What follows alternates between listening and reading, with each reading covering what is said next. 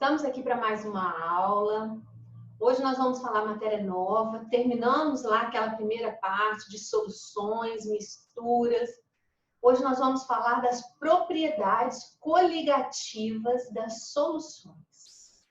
Então, olha só, as propriedades coligativas, elas estão relacionadas com quatro outros fatores.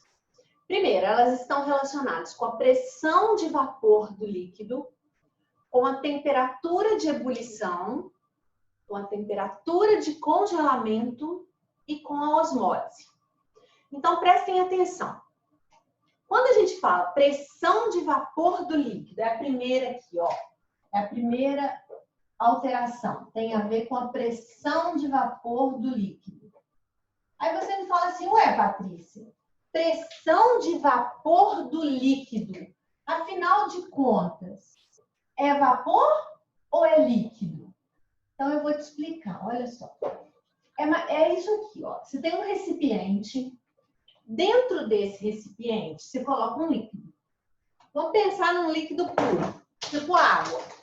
Você colocou o líquido puro lá dentro. Fechou o recipiente.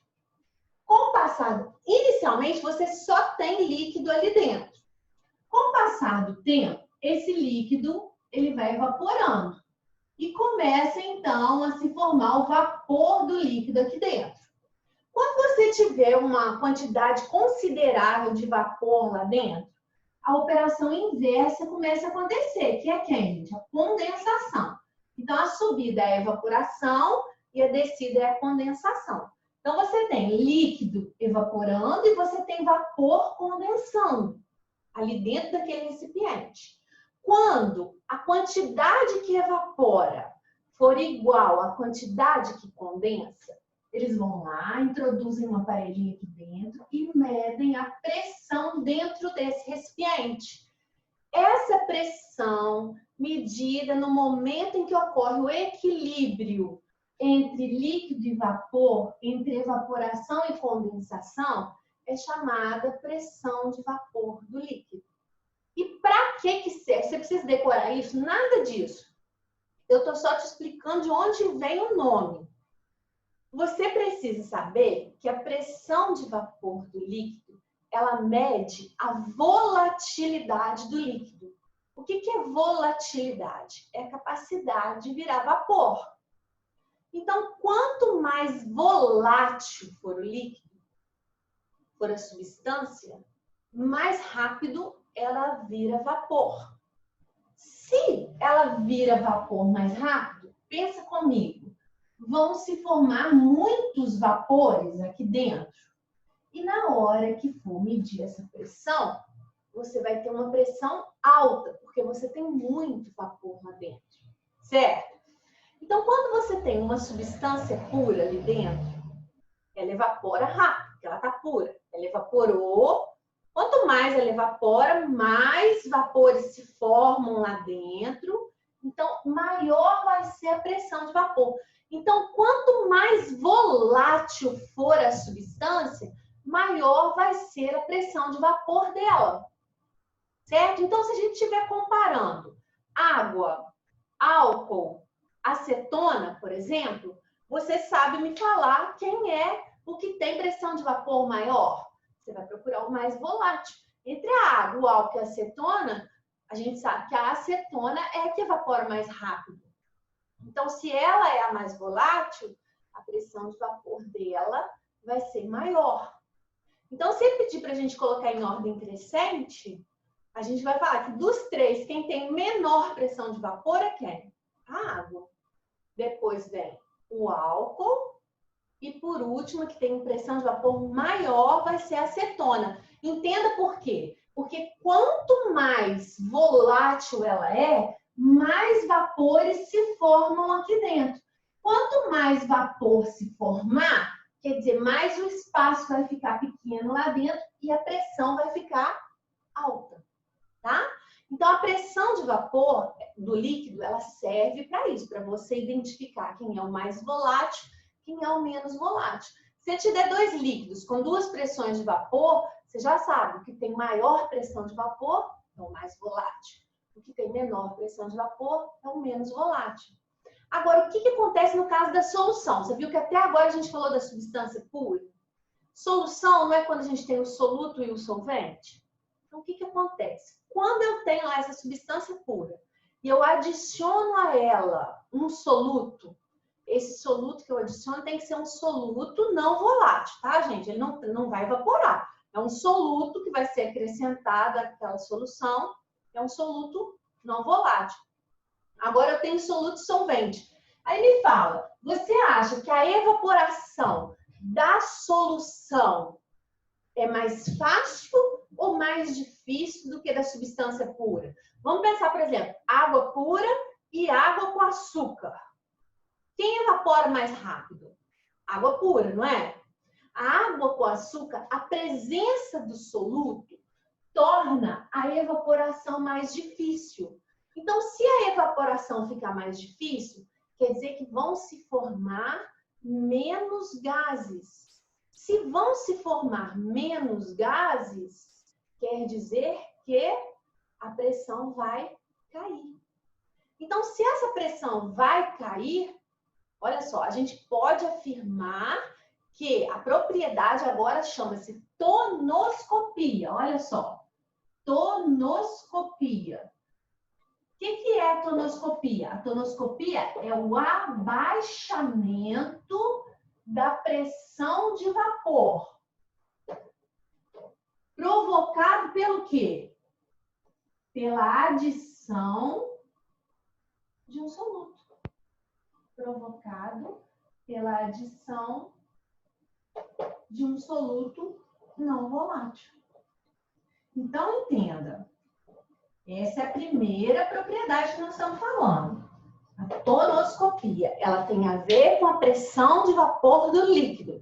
Pressão de vapor mede a volatilidade. Então, se eu acrescento um soluto no solvente puro, a evaporação fica mais difícil.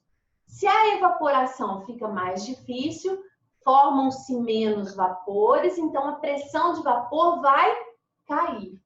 Esse abaixamento da pressão de vapor provocado pela adição desse soluto é o que a gente chama de tonoscopia. Ok? Então, essa é a primeira propriedade que nós estamos vendo. Agora, nós vamos passar para a segunda. A segunda propriedade é relacionada com a temperatura de ebulição do líquido. O que nós sabemos de temperatura de ebulição? Vamos pensar juntos aqui. Se eu virar para vocês e perguntar assim, gente, quando que um líquido entra em ebulição? Vocês vão falar, quando chega a 100 graus. Não, 100 graus é o ponto de ebulição da água a nível do mar. Cada substância tem um ponto de ebulição. E a gente sabe que o ponto de ebulição, ele está relacionado com o local onde você está. Por quê? Porque a substância, ela entra em ebulição quando a pressão de vapor dela se iguala à pressão atmosférica. Por isso que a gente fala que a temperatura de ebulição da água é 100 graus no nível do mar. Por quê? No nível do mar, a pressão atmosférica é 1 atm, 1 atmosfera. Então, quando você coloca uma água no fogo, aquela água no fogo ela vai se aquecendo e a pressão também vai aumentando. Quando a pressão da água chega a 1 atm, quer dizer, se iguala à pressão atmosférica, é que a água entra em ebulição. Isso acontece a 100 graus no nível do mar. Agora, se eu for para a montanha, se você for para um lugar mais alto, a gente sabe que quanto maior a altitude, menor é a pressão atmosférica, certo? Isso quer dizer que, quando eu colocar a minha água para aquecer, ela vai aquecer, mas a pressão dela não vai precisar chegar em 1 atm para ela poder entrar em ebulição. Ela pode entrar em ebulição antes disso. Ela vai chegar em menos de 1 atm e já vai igualar com a pressão atmosférica. Porque lá na montanha a pressão atmosférica é mais baixa. Então, vamos supor que a gente vá para um lugar onde a pressão atmosférica é 0,9 atm.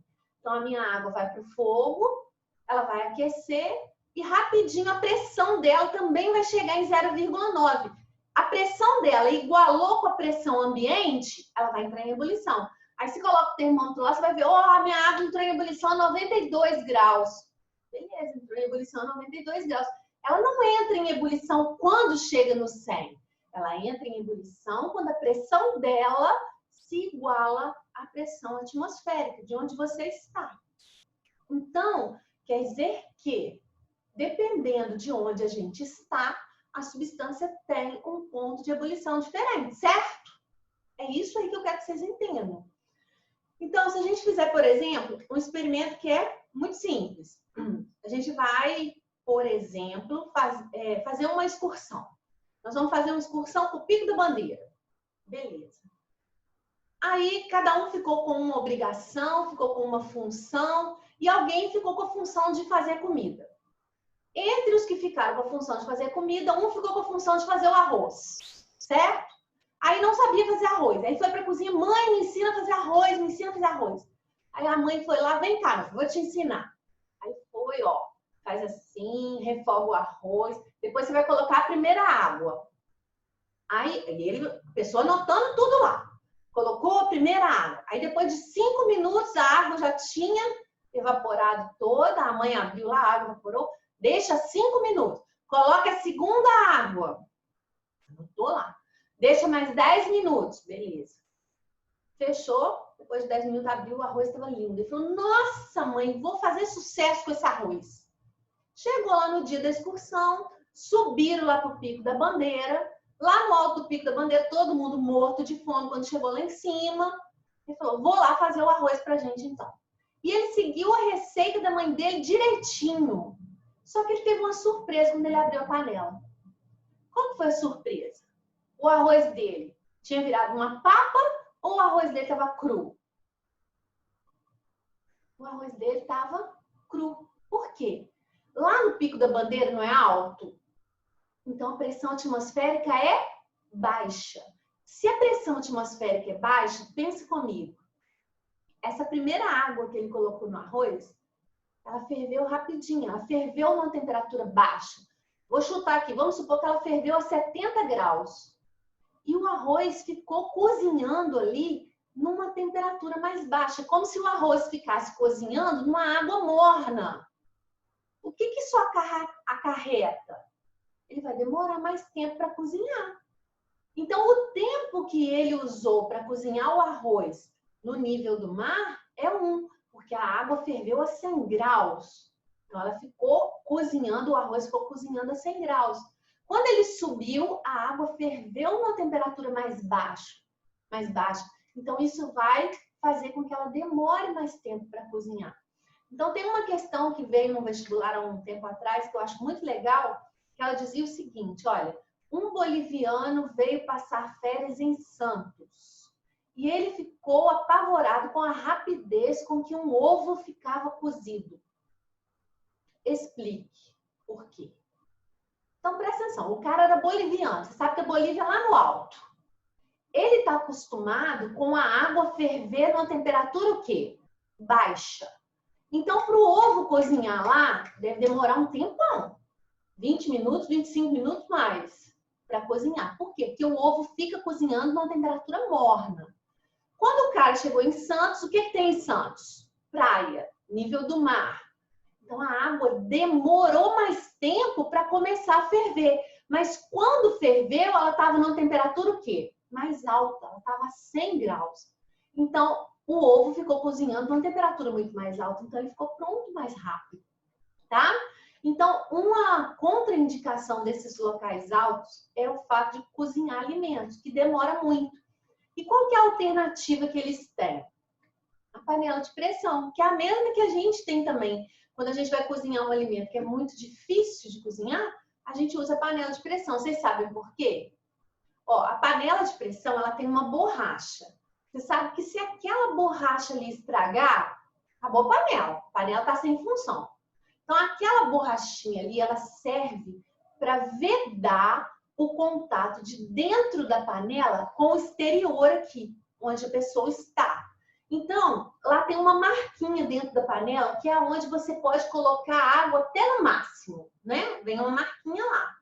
Então, você colocando água no máximo, ainda sobra um espaço, mais ou menos assim, sem nada dentro da panela, tem que sobrar. Então, a água, quando você tampa a panela, a água lá dentro da panela só vai entrar em ebulição quando a pressão dela se igualar à pressão daquele espaço lá de dentro da panela que está vazio. Ela não tem contato com aqui fora. E lá dentro da panela, o espaço não é pequeno? Lembra que eu falei com vocês para associar toda vez espaço com pressão? Quanto menor o espaço, quer dizer, maior a pressão. Então, lá dentro da panela, o espaço é pequeno, quer dizer que a pressão é alta. Isso quer dizer que a sua água, ela vai chegar em 1 atm e ela não vai entrar em ebulição. Ela vai continuar sendo aquecida. Ela vai passar de 100 graus, ela vai a 105, 110, 115. Dentro da panela de pressão, a água ferve entre 115 e 120 graus. Isso faz toda a diferença. Se vocês tiverem a oportunidade de tentar cozinhar um feijão numa panela aberta, vocês vão ver isso. Vocês vão demorar um dia inteiro para cozinhar o feijão numa panela aberta. Na panela de pressão ele fica pronto em meia hora, né? Por quê? Porque ele fica cozinhando numa temperatura mais alta lá dentro. Porque o contato lá de dentro da panela com o exterior não existe, a borracha veda ele, tá? Então, gente, a nossa segunda propriedade, ela chama ebulioscopia. Como que é essa propriedade? Olha só. A ebulioscopia, ela tem a ver com todas as propriedades têm a ver com a solução. Então, presta atenção. Se você tem água pura, sua água pura está lá dentro da panela, você colocou ela para ferver, beleza. Está fervendo já. Aí você vai lá, está fazendo café. Aí você vai lá, pega o açúcar, coloca lá 4 colheres de açúcar. Você já percebeu que ela para de ferver? Por que ela para de ferver? Porque quando você acrescenta o soluto, a temperatura de ebulição sobe. A gente não falou lá na pressão de vapor que quando eu acrescento o soluto, a evaporação fica mais difícil? É a mesma coisa. Quando eu acrescento o soluto, a evaporação fica mais difícil. Então, para entrar em ebulição, a temperatura precisa subir um pouco mais. Aí, logo depois, a temperatura sobe um pouquinho mais, a água com açúcar entra em ebulição. Então, a ebulioscopia é o aumento da temperatura de ebulição de uma solução provocado pelo acréscimo do soluto. Pelo acréscimo do soluto. Então, você está vendo que o mesmo soluto que fez a pressão de vapor, o quê? Cair, porque a evaporação ficou difícil, ele vai fazer a temperatura de ebulição aumentar. Porque para evaporar precisa de uma temperatura maior. É um negócio que a gente usa no dia a dia, às vezes as pessoas usam sem saber para quê. Por exemplo, a cozinheira na cozinha, ela sabe que para a batata cozinhar mais rápido, é só ela colocar sal na água que a batata está cozinhando. Ao invés dela deixar a batata cozinhar na água pura, ela acrescenta uma colher de sal lá, a batata cozinha mais rápido. Vocês sabem explicar por quê? Por quê? Porque se ela deixar a água pura, a água vai entrar em ebulição num ponto. E a batata vai ficar cozinhando ali naquela temperatura. Se ela colocar o sal, a temperatura de ebulição vai o quê? Subir. A batata vai ficar cozinhando numa temperatura o quê? Mais alta. Então, ela vai cozinhar mais rápido. Entenderam? Beleza. A terceira propriedade que nós vamos agora. A terceira propriedade está relacionada com a temperatura de congelamento. Como que é isso? Olha só. Se nós pegarmos, vamos pegar 2 forminhas de gelo. Numa forminha, a gente vai colocar água pura. E na outra forminha, nós vamos fazer lá um picolé de manga. Vamos colocar água, polpa de manga e açúcar. Fizemos um picolézinho, colocamos na forminha, levamos as 2 para o congelador. Qual das 2 fica pronto primeiro? A forminha do gelo fica pronto primeiro. Porque o gelo tem o ponto de congelamento 0 graus, certo? Beleza. A presença do soluto, que no caso foi o açúcar, a polpa da manga, o soluto faz a temperatura de congelamento cair. Então, quer dizer, no 0 grau, a água pura solidifica. O picolé não. Por quê? Porque ele tem o soluto. Então, precisa de uma temperatura o quê? Mais baixa. Então, a temperatura vai cair. -1, -2, -3, para poder congelar. É o que eles usam, gente. Por exemplo, nos países gelados, no Canadá. Eu tive um aluno que era descendente do pessoal lá do Canadá. E ele ia sempre visitar os parentes. E ele falava comigo que ele achava interessante eles jogarem sal nas calçadas. Por quê? Porque eles são responsáveis. O dono da casa é responsável pela calçada também. Então, se a pessoa está andando na calçada, formou gelo, formou uma camada de gelo na sua calçada, a pessoa está andando e ela caiu, escorregou, quebrou a perna na sua calçada, a responsabilidade é sua. Então, o que eles faziam? Eles jogavam sal na calçada. Por quê? Quando a chuvinha vem lá e fica só a água da chuva, chegou no 0 grau a temperatura, vai virar tudo gelo. Se o cara joga sal, vai vir a água e no 0 grau não vai formar o gelo. Para formar gelo, vai ter que ter uma temperatura o quê? Mais baixa do que isso. Muita gente usa também, quando está, por exemplo, num churrasco, acabou a cerveja. Aí só tem cerveja quente. Como que vai gelar a cerveja rápido? Vocês já devem ter visto isso. O cara pega lá um isopor, pega um cooler, ele enche de gelo e bota sal junto. E põe a latinha de cerveja lá. Rapidinho ela gela. Por quê? Se você colocar só o gelo, vai ficar em qual temperatura? 0. Aí vai demorar para a cerveja gelar. Se você colocar o sal, a temperatura vai baixar muito mais rápido. Então, a cerveja vai gelar muito mais rápido.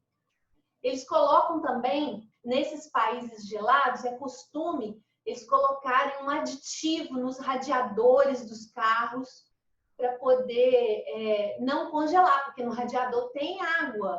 Então, se chegar no 0 grau também, aquela água do radiador congela, o carro não funciona. Então, o que eles fazem? Eles colocam lá o aditivo e aí pode vir uma temperatura mais baixa do que 0, que não vai congelar, tá?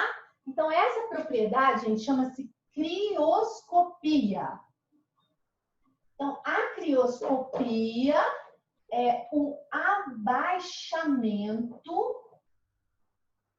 da temperatura de congelamento. Provocado pelo quê? De novo. Provocado pelo acréscimo. Provocado pelo acréscimo do soluto não volátil que a gente está falando. Ok? Então, olha só. A gente falou da pressão de vapor. O que o soluto faz? A tonoscopia. Adicionou o soluto, a evaporação fica mais difícil. Então, a pressão de vapor cai. Ebulioscopia. Adicionou o soluto, a evaporação ficou mais difícil. Então, o ponto de ebulição aumenta. Crioscopia. Adicionou o soluto, o congelamento fica mais difícil. Então, o ponto de congelamento cai. Então, ó, a pressão de vapor e a temperatura de congelamento caem. O ponto de ebulição aumenta. Tá? E aí a gente chega, então, na quarta propriedade, que é a osmometria. A osmometria, ela tem a ver com a osmose, que vocês já estudaram lá em biologia. Nossa, que mal furado! tem a ver com a osmose que vocês já estudaram lá na biologia. Então, você sabe que osmose é a passagem de solvente do meio menos concentrado, hipotônico, para o meio mais concentrado, hipertônico. Qual é o objetivo da osmose? O objetivo da osmose é equilibrar os meios, é fazer os meios terem concentrações semelhantes, mas só há passagem de solvente de um meio para o outro. Então, eu queria chamar a atenção de vocês para o seguinte, olha, se você tiver um sistema desse jeito, vamos falar aqui de um tubo em U, onde você tem uma membrana semipermeável aqui, né? O solvente passa por meio dessa membrana semipermeável. Então, ó, eu estou vendo que esse lado aqui tem mais líquido, esse lado aqui tem menos. Vamos supor que eles tenham a mesma quantidade de soluto. Quer dizer que esse aqui é mais concentrado, certo? Então, o que acontece? Se eu deixar o sistema espontaneamente, o que vai acontecer? O solvente, a água, vai vir de lá para cá. E quando eu olhar, eu vou ter os dois mais ou menos na mesma altura, para poder compensar. Isso é osmose, tá? Passagem de solvente do meio menos concentrado para o meio mais concentrado através de uma membrana semipermeável. Tá. Mas aí, eu resolvi fazer o seguinte. Resolvi tampar, colocar uma tampa aqui e segurar, para impedir a passagem do líquido de um lado para o outro. Podem acontecer duas coisas, olha só. Se eu segurar e colocar aqui uma pressão, vamos chamar de pressão externa. Uma pressão externa. Vamos supor, comecei segurando muito bem, mas aí, o que aconteceu? Fui conversar com um, com o outro, distraí ali na tampa, quando eu vi, a água já tinha vindo de um lado para o outro e empurrou minha mão para cima. Então, quer dizer que a pressão osmótica, que é a pressão que está vindo de cá para lá, ela foi maior do que a pressão externa que eu coloquei. Então, a água conseguiu passar. Então, nesse caso aqui, ocorre a osmose, certo? Aí eu fiz o experimento de novo e resolvi, então, prestar muita atenção. Não deixar a água vir. Fiquei lá 10 minutos, não deixei passar nada de água. Ficou tudo intacto o sistema. Então, quer dizer que a pressão externa que eu fiz foi igual à pressão osmótica. Então, o que aconteceu? Não ocorreu osmose. Não ocorreu osmose, porque eu fiquei segurando na mesma proporção. Aí eu resolvi ficar mais um tempinho segurando. Por quê? Já tinha conseguido meu objetivo, resolvi ficar mais um tempo segurando. Só que a minha mão foi cansando, foi descendo aqui, forçando. Acabou que a pressão externa que eu coloquei foi maior do que a pressão osmótica. Então, nesse caso, o que aconteceu?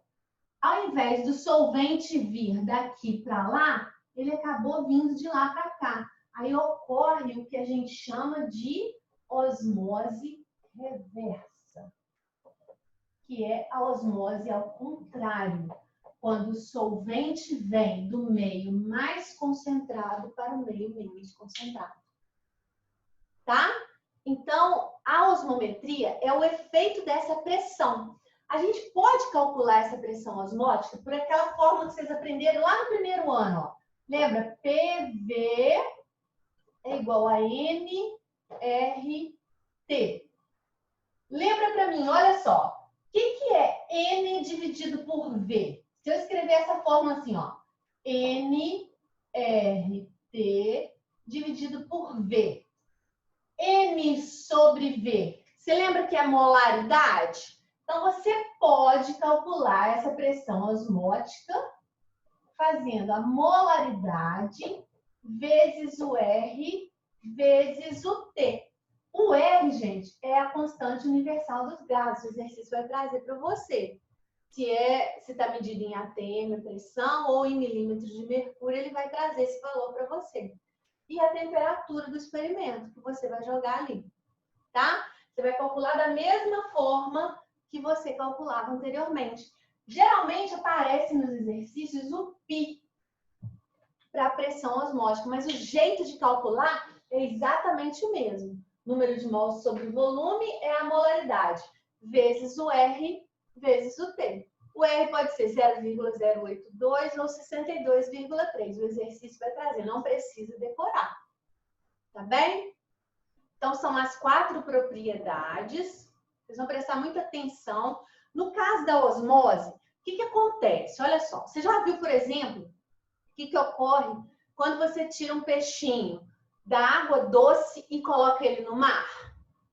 Olha só, o peixe está na água doce. Você colocou ele no mar. Fala para mim, qual é o meio mais concentrado? É o corpinho do peixe ou é o mar? É o mar. Então, vai sair a água do corpinho do peixe para o mar. E o peixinho vai murchar, porque vai sair a água dele todinha, ele vai morrer. E se a gente fizer o contrário, pegar um peixinho de água salgada do mar e colocar na água doce? Aí você me fala, qual é o meio mais concentrado? É o corpinho do peixe ou é a água doce? Ah, é o corpinho do peixe. Então, vai entrar água dentro do corpinho do peixe. E o peixe vai inchar. Vai inchar, vai explodir, vai morrer também. Porque ele vai arrebentar suas células. Porque vai entrar água. É a osmose acontecendo. Tá bem? Então, a osmose é isso que a gente fala. A gente geralmente vê nos livros exemplos de, por exemplo, uma hemácia. Você vai colocar uma hemácia num meio diferente. A gente sabe que quando a gente vai tomar um medicamento, por exemplo, endovenoso, que a gente só toma no hospital, né? Que é aquele que vai direto no sangue da gente, esse medicamento ele tem que ser feito com uma pressão idêntica à pressão do seu sangue. Por quê? Porque senão as hemácias podem sofrer. Se você colocar uma hemácia num copo com água, num meio menos concentrado, num copo com água, aí você pensa, qual é o meio mais concentrado? É a hemácia ou é a água? O mais concentrado é a hemácia. Então, vai sair a água e entrar dentro da hemácia. E a hemácia vai estourar. E se você pegar essa hemácia e colocar numa água muito salgada, numa salmoura, qual que é o meio mais concentrado? Ah, é a salmoura, que tem muito sal. Então, vai sair a água de dentro da hemácia e a hemácia vai murchar também. Então, ninguém quer que aconteça isso. Por isso que os medicamentos, eles são feitos... Você pode ver que o medicamento injetável, ele tem o intramuscular e o endovenoso.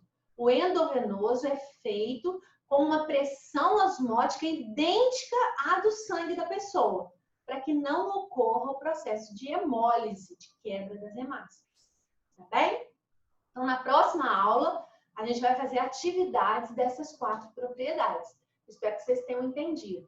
Se não tiverem entendido, me falem, por favor, tá? Beijo para vocês. Bons estudos.